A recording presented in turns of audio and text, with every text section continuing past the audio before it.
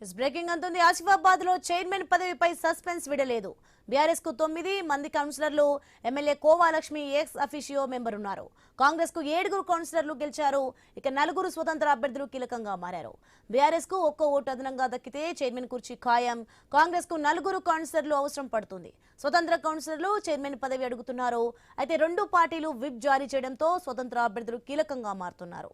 కాంగ్రెస్ నుంచి చైర్మన్ గా అబ్దుల్లా పేరు, వైస్ చైర్మన్ గా స్వతంత్ర కౌన్సిలర్ వినోద్ పేరు చర్చ నడుస్తుంటే బీఆర్ఎస్ నుంచి వెంకన్న పేరు కూడా వైస్ చైర్మన్ పోస్ట్ కు చర్చ లేవనెత్తారు. రైట్, ఇదే అంశానికి సంబంధించి మరింత సమాచారం మా ప్రతినిధి శ్రీనివాస్ అందిస్తారు. ఫోన్ లైన్ లో ఆదిలాబాద్ నుంచి. శ్రీనివాస్, ఉమ్మడి ఆదిలాబాద్ జిల్లా వ్యాప్తంగా అయితే హంగు స్థానాల్లో అయితే రాజకీయాలు అయితే ఉత్కంఠ రేపుతున్నాయి. ఇప్పటికే ఇటు ఆదిలాబాద్ స్థానాన్ని కాంగ్రెస్ పార్టీ కైవసం చేసుకోగా బైన్షా స్థానాన్ని అయితే బీజేపీ పార్టీ ఇటు ఇండిపెండెంట్ అభ్యర్థుల అలయన్స్ లోనైతే చైర్మన్ పీఠాన్ని దక్కించుకోవడానికి అయితే ఇండిపెండెంట్ అభ్యర్థులు పావులు కలుపుతున్న పరిస్థితులు అయితే ఉండగా కుమరమేము ఆసిఫాబాద్ జిల్లాలోని ఆసిఫాబాద్ మున్సిపల్ చైర్మన్ స్థానం అయితే ఉత్కంఠనైతే రేపుతోంది.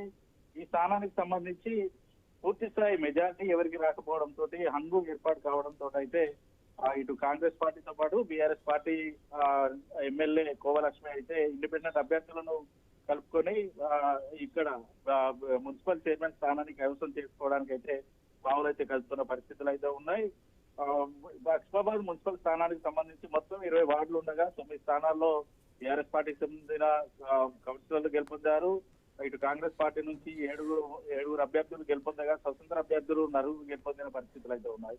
ఇప్పటికే ఇటు కోవలక్ష్మి ఇటు స్వతంత్ర అభ్యర్థులకు కూడా ఆఫర్ చేసినట్టుగానైతే తెలుస్తుంది. ఎవరైతే తమకు మద్దతు ఇస్తారో వారికి వైస్ చైర్మన్ పదవి ఇస్తామంటూ కూడా చెప్పిన పరిస్థితులు అయితే ఉంది. దీంతో ఒకవేళ ఒక ఇండిపెండెంట్ అభ్యర్థి కనుక బీఆర్ఎస్ పార్టీ కనుక మద్దతు ఇస్తే వారి సంఖ్యాబలం 10కి చేరుంది.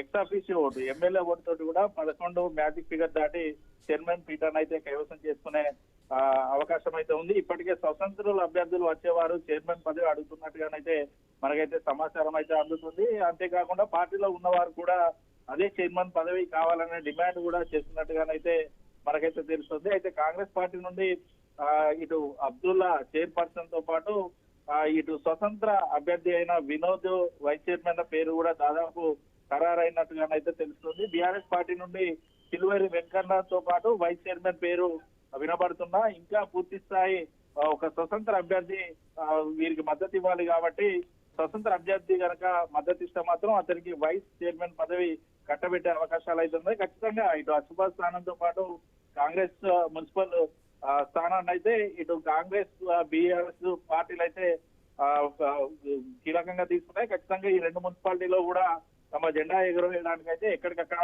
పావులు అయితే కదుపుతున్న పరిస్థితులు అయితే ఉన్నాయి. Right, thanks for the information Srinivas.